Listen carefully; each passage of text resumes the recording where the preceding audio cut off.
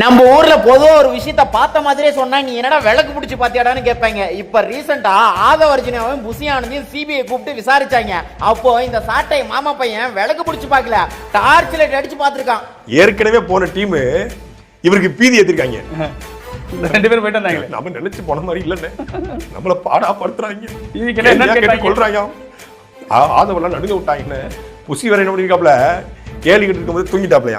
ஆனா விளக்கு பிடிச்சவங்க கூட இந்த அளவுக்கு பக்கத்துல இருந்து பார்த்த மாதிரி சொல்ல மாட்டான். ஏன்னா சிபிஐ வந்து இவங்க மாமா மச்சான் அங்காளி பங்காளிங்க உடனே போன் பண்ணி சொல்லிட்டாங்க, இந்த நிர்மல் குமார் ஆதவர்ஜினா புசியானந்தெல்லாம் விசாரணைக்கு வந்தாங்க, கேள்வி கேட்டு அப்படியே தொலைன்னு தொலைச்சு எடுத்துருவோம், அடுத்து விஜயை தான் போட்டு நொங்கு எடுக்க போறோம், புசியானந்தெல்லாம் கேட்ட கேள்வியில் அப்படியே தூங்கிட்டாப்ல அப்படின்னு யார் போன் பண்ணி சொன்னது?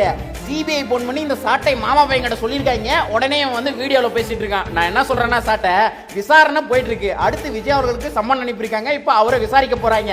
இன்னும் கொஞ்ச நாள்ல தீர்ப்பு வர போகுது. தீர்ப்பு வர வரைக்கும் கொஞ்ச நாளைக்கு வதந்தி பரப்பாம சூத் மூடிட்டு இருந்தா நல்லா இருக்கும் நான் நினைக்கிறேன். நீங்க என்ன நினைக்கிறீங்க?